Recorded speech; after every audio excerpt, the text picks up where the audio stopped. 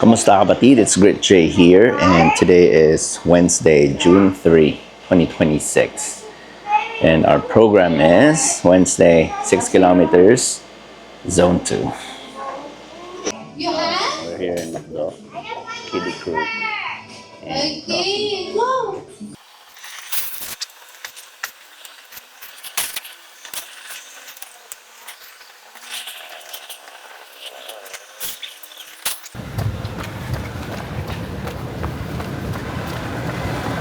So ayun, cool down. The run was okay. Yung first 500 meters, parang masakit yung paa ko. Ewan ko, not pain, most likely tired. Pinush ko lang kasi easy yung run. Then eventually, parang namanhid siya. Okay siya. So, tingnan natin yung result. So yun, today's run is Zone 2. And ayan, yung resulta natin. 6 kilometers and kung titignan natin. Alright, 6 kilometer distance, 152 heart rate, 56.43 total time, 926 pace, and 401 calories. Okay, kung titignan natin yung laps, ito yung splits from Strava. Funny, zone 2 is supposed to be easy, right? Pero hindi ko na alam kung anong zone 2. Actually, sa generation namin, tatlo lang yan. Lakad, jog, and takbo. So, when you say takbo, medyo takbo yan. And kapag mabagal ka, jogging yan. Ewan ko generation ko lang siguro yan. Yun yung pagkakaintindi ko dati. Kasi kabataan ko, tumatakbo na kami before sa BGC. 10K every day. I was lean, 145, 5'6".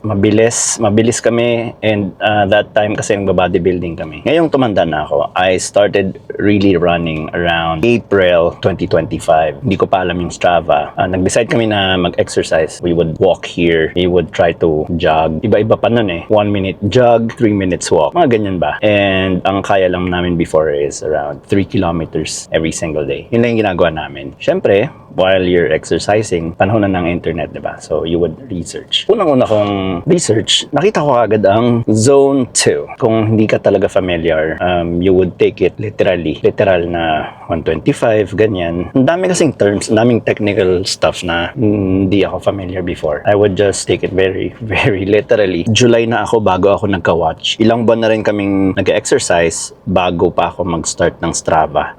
Nung nag-Strava na, edi jog, sabi daw 125. And na-realize ko yung breathing ko. Ang hirap kasing explain.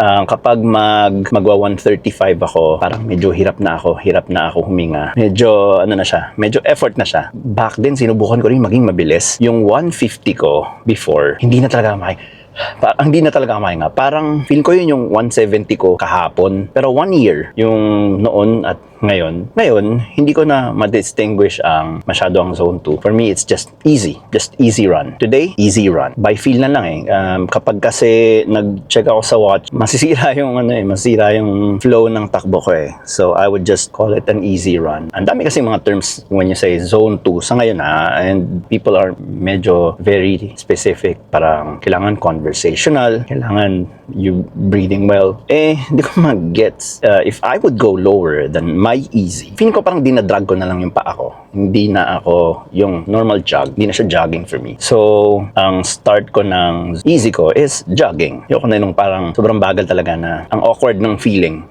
That's basically it. I don't want that awkward feeling. Lately, siguro ilang buwan na rin. This is my easy. Before, pag nag-150 ako, yan yung, hindi ko na kaya huminga. Yesterday, I tried, nabaliw nga ako dun sa Strava data ng mga friends ko, di ba? Nakita ko 180, 199 BPM. So, sabi ko kahapon, kaya ko yan. Bumulusok ako ng second kilometer going to third and then to fourth. Akala ko nasa 180 ako. 180 kasi hirap pang pagtingin ko sa watch ko, 170. Tapos, gusto kong pilitin. Pero hanggang doon lang siya. Nag-173. Pero hanggang doon na lang siya. Ang sakit na ng paa ko actually. So, kahapon isip ko nga, bukas baka masakit yung paa ko. Which is, yun yung nangyari kanina. But then, tinuloy ko lang. Bumalik naman siya. Ngayon, I can say na walang pain anything. Pagod siguro. So, yun yung story ng takbo and the zone 2. For someone who ran zone 2 for a year, itong easy ko ngayon, ito yung 125 ko before. Tapos, pag mag 135 ako, feeling ko yun yung 160 ko ngayon. And yung 170 ko ngayon, yun yung 150 ko before. I don't know how that happened.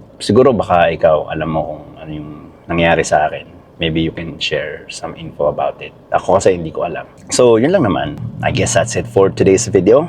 Maraming salamat for watching. Have an amazing rest of your day. See you guys on the next one.